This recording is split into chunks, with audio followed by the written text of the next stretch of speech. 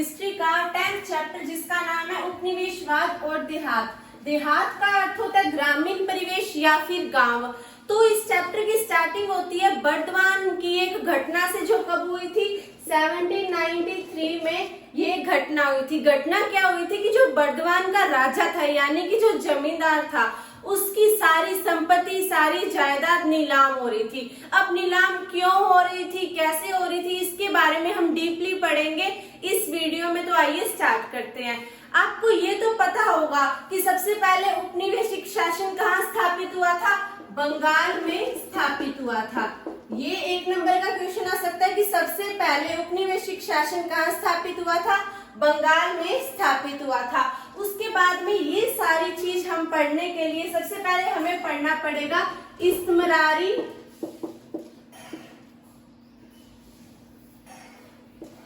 बंदोबस्त।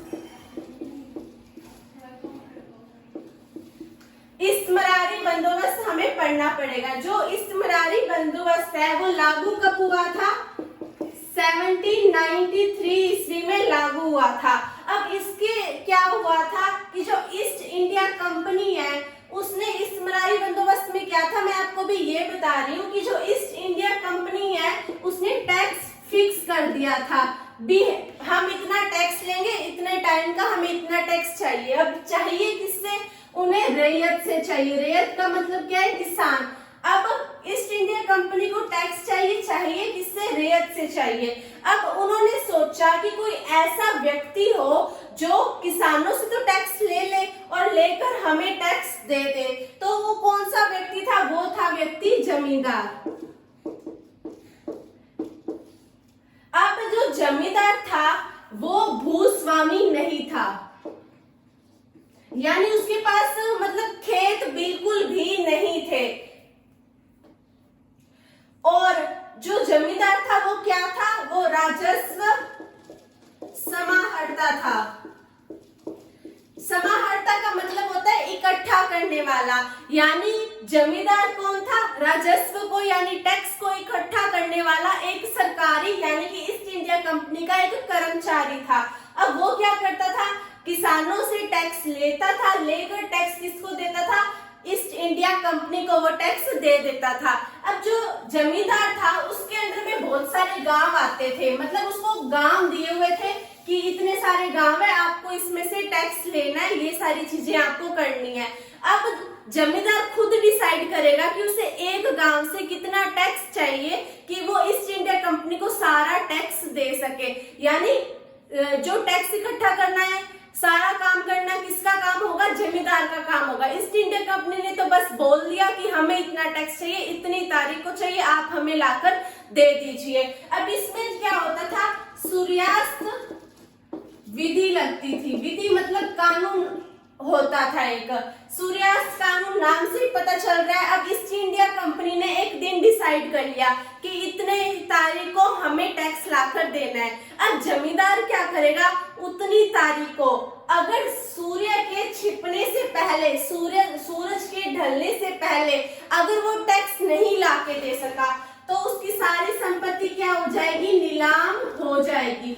अब जो हमने स्टार्टिंग में देखा था कि बर्दवान की एक घटना, क्या घटना थी कि जो वहां का राजा था यानी वहां का जो जमींदार था उसकी संपत्ति नीलाम हो रही थी। अब अगर आपसे पूछा जाए कि उसकी संपत्ति क्यों नीलाम हो रही थी तो फिर आप बोलेंगे कि वो सूर्यास्त विधि के अनुसार सूरज ढलने से पहले सही टाइम पर टैक्स नहीं लाके दे सका था, इस कारण से उसकी जो संपत्ति थी वो नीलाम हो रही थी। तो इसका ये आंसर आएगा। क्योंकि ईस्ट इंडिया कंपनी ने ये इस्तिमरारी बंदोबस्त लागू क्यों किया था? लागू इसलिए किया था ताकि ईस्ट इंडिया कंपनी को इससे फायदा हो सके और साथ में किसानों का एक ऐसा वर्ग ऊपर उठे जो कि कृषि में सुधार करने योग्य है, वो अपनी पूंजी लगा सके और ईस्ट इंडिया कंपनी के प्रति वो वफादार भी हो। इसलिए उन्होंने इस्तिमरारी बंदोबस्त लागू किया था, यानी उन्होंने टैक्स फिक्स कर दिया था कि इतना टैक्स हमें चाहिए इतने टाइम का। तो ये सारी चीज थी इस्तिमरारी बंदोबस्त के अंदर आती थी। तो हमने ये तो पढ़ लिया कि संपत्ति क्यों नीलाम होती थी। अब हम ये पढ़ेंगे मतलब नीलामी किस तरह से होती थी ये तो हमने पढ़ लिया। अब क्यों होती थी नीलाम?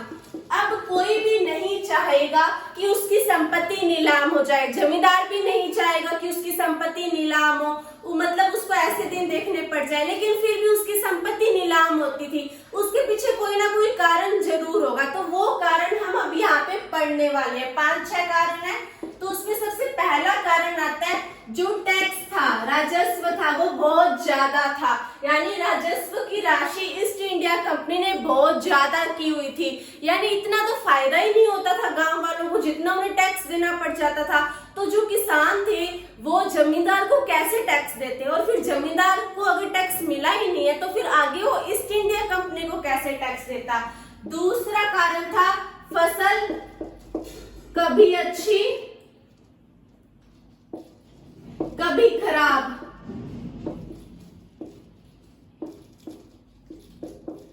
जो खेती होती है वो प्रकृति पर निर्भर होती है, मतलब अगर ज्यादा वर्षा आ गई तो भी फसल खराब हो जाएगी, अगर कम वर्षा आई यानी कि अकाल पड़ गया तो भी फसल खराब हो जाएगी। तो उन दिनों क्या होता था, उन दिनों बहुत ज्यादा अकाल पड़ा करते थे, तो इस कारण से जो किसान थे, जो रैयत थे, उनकी फसल खराब हो जाती थी।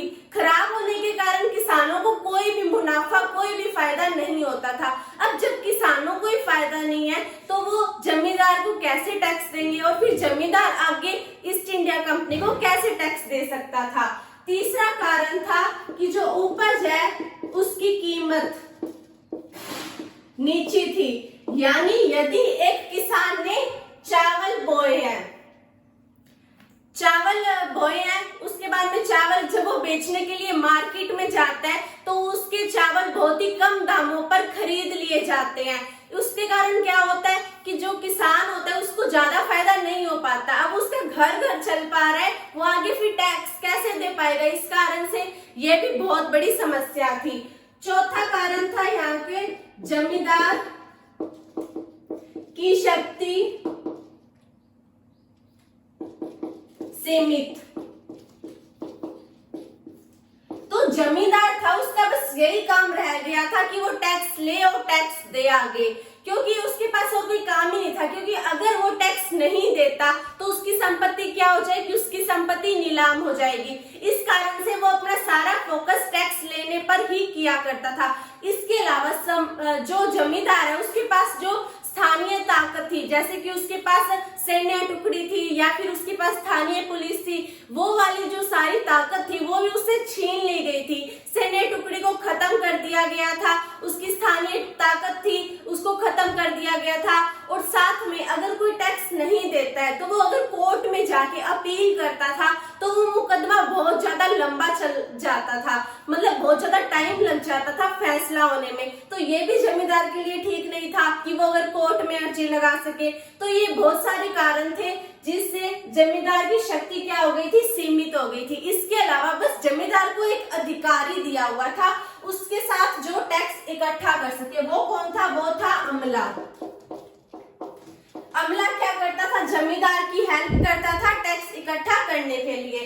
फिर पांचवा कारण है कि कई बार क्या होता था, जो गांव वाले किसान थे वो भी जानबूझकर टैक्स नहीं दिया करते थे जमींदार को। अब अगर मान लो कि जो किसान है उनकी फसल अच्छी हुई है, उनको बहुत ज्यादा फायदा हुआ है, लेकिन फिर भी जोतदार के कहने पर गांव वाले जमींदार को टैक्स नहीं दिया करते थे। अब हम ये पढ़ेंगे कि जोतदार कौन थे।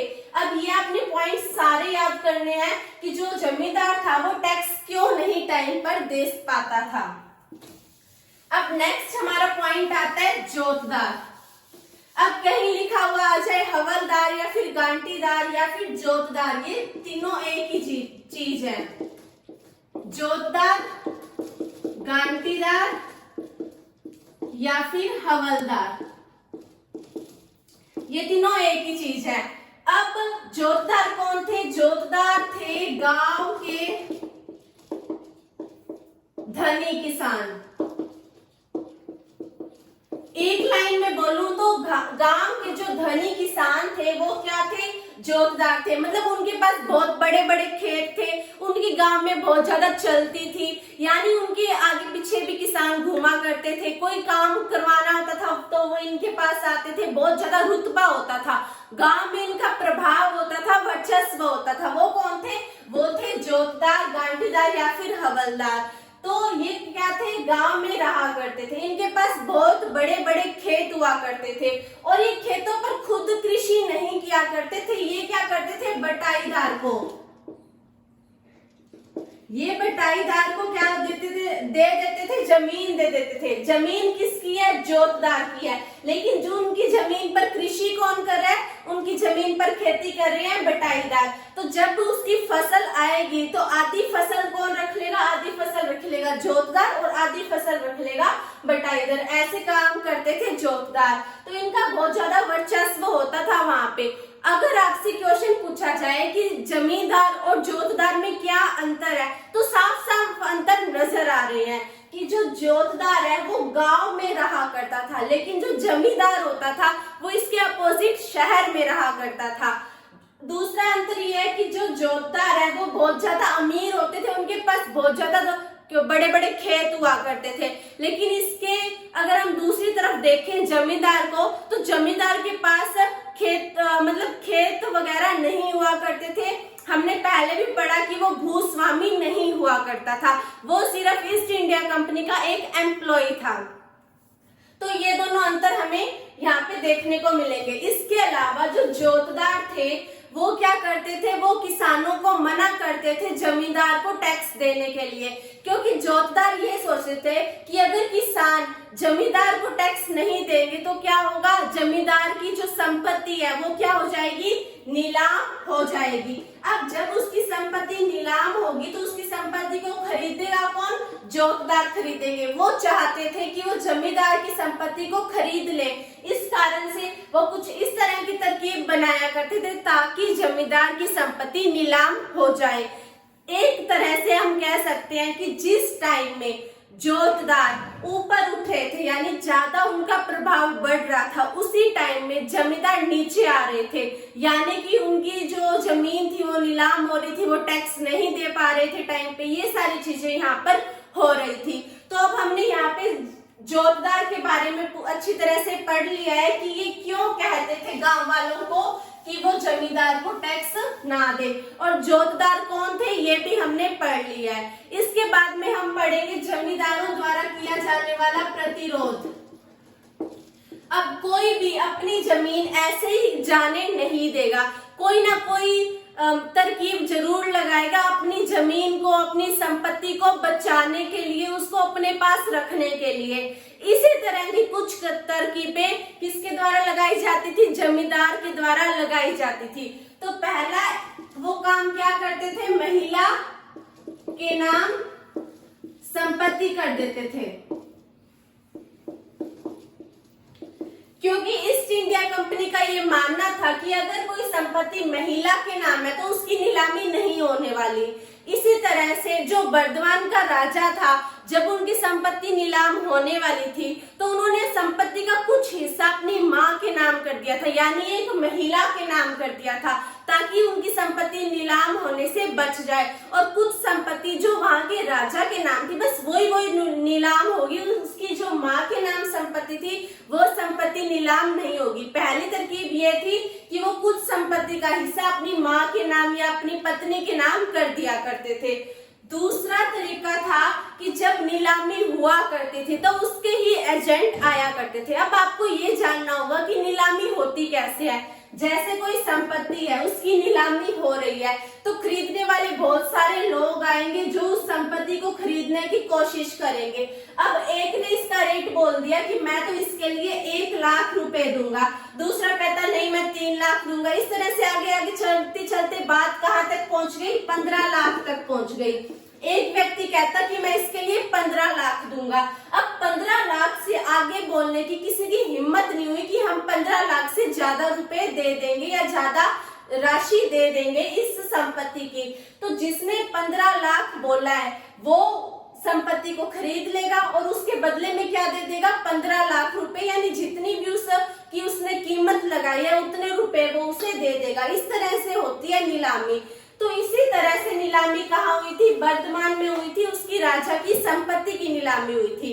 तो संपत्ति में क्या हुआ था, जो संपत्ति है उसको खरीदने के लिए बहुत सारे लोग आए थे, जिसमें जो वहां का राजा था यानी कि वर्धमान का राजा था, उसके कुछ एजेंट थे या फिर उसके कुछ नौकर थे। अब उसके एजेंट और उसके नौकर क्या कर रहे थे, ऊंची ऊंची बोलियां लगा रहे थे, यानी उसके संपत्ति का दाम बहुत ज्यादा बता रहे थे, उसकी संपत्ति के लिए बहुत ज्यादा राशि देने के लिए तैयार थे। तो वो संपत्ति किसने खरीद ली, उसके नौकर या उसके एजेंट ने खरीद ली। लेकिन जब पैसे देने की बात आती तो वो मुकर जाते, वो कहते हम तो पैसे नहीं देंगे। इस कारण से क्या होगा, इस कारण से होगा कि जो नीलामी है वो दोबारा से होगी, दोबारा से लोग इकट्ठे होंगे, दोबारा से उस पर बोलियां लगेगी, दोबारा से ही उसी के एजेंट या उसी के नौकर खरीदेंगे, फिर दोबारा से वो उसके लिए पैसे देने से मना कर देंगे। इस तरह से बार बार होता जाएगा, 5-6 बार होगा।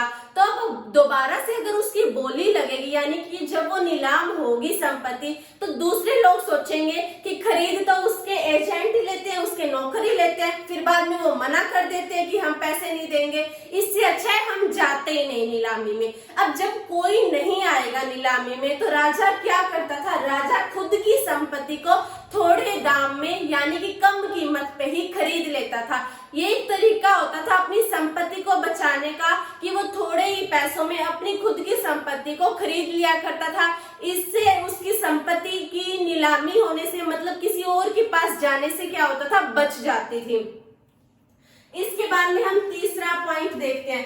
तीसरा पॉइंट ये होता था कि जब नीलामी हुआ करती थी तो जो लठियाल होते थे, लठियाल मतलब जिनके पास लाठी होती है, वो एक तरह से जमींदार के नौकर होते थे, जो अपने आप को जमींदार पर निर्भर मानते थे, उसके प्रति वो वफादार होते थे। वो क्या करते थे, नीलामी जब हुआ करती थी तो बाहर से अगर कोई आएगा तो वो आने से उसे मना कर देते थे, उसे मार पीट कर वो भगा दिया करते थे, ताकि कोई बाहर से ना आ पाए और उसकी संपत्ति कोई और खरीदने से बच जाए। फिर चौथा उपाय ये हुआ करता था कि अगर किसी ने संपत्ति खरीद भी ली, मान लो अगर खरीद भी ली, जब वो मालिक उसकी संपत्ति को लेने के लिए आएगा, मतलब वहां पे जाएगा, तो वो उसे मार पीट कर भगा दिया करते थे, उसकी संपत्ति पर उसका हक नहीं जताने दिया करते थे। ये बहुत सारे तरीके होते थे ताकि जो राजा या फिर जो जमींदार है वो अपनी संपत्ति को अपने पास रख सके, बचा सके। ये सारे तरीके उसके द्वारा किए जाते थे। तो इस वीडियो में हमने क्या पढ़ा, इस वीडियो में हमने इस्तेमारी बंदोबस्त पढ़ा, जोतदार के बारे में पढ़ा। इसके अलावा हमने ये पढ़ा कि जो जमींदार है उसकी भूमि क्यों नीलाम होती थी, क्या कारण थे इसके पीछे। और एक पॉइंट हमने ये भी पढ़ा कि वो अपनी भूमि यानी अपनी संपत्ति को बचाने के लिए क्या क्या संभव प्रयास किया करता था। तो बने रहिए हमारे साथ, देखने के लिए धन्यवाद। Thank you.